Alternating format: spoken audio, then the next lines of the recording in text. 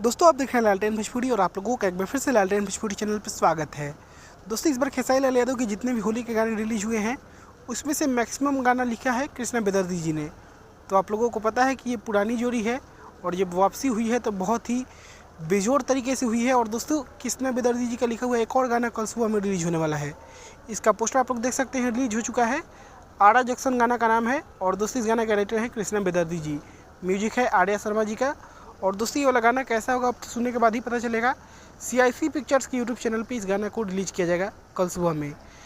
गाना का पोस्टर बहुत ही अच्छा है, आप लोग देख सकते हैं। आप लोग भी कमेंट करके बताइए कि पोस्टर आप लोगों को कैसा लगा। और कल सुबह में टाइमिंग हमको लगता है कि 7 साढ़े 7 बजे के आसपास ये गाना रिलीज हो जाएगा, डायरेक्ट वीडियो सॉन्ग ही रिलीज होगा। तो दोस्तों कल सुबह में आप लोग वेट करिए। और बाकी अन्य होली सॉन्ग के बारे में आप लोग क्या कहना चाहते हैं, कौन सा गाना आप लोगों को सबसे ज़्यादा पसंद आया है, कमेंट करके बताइएगा। मैं इस वीडियो को यहीं पे ख़त्म करता हूँ। आप लोग इस वीडियो को लाइक करिए, शेयर करिए। मैं मिलूंगा आप लोगों से ऐसे ही एक नए वीडियो में, तब तक के लिए जय हिंद, जय भोजपुरी।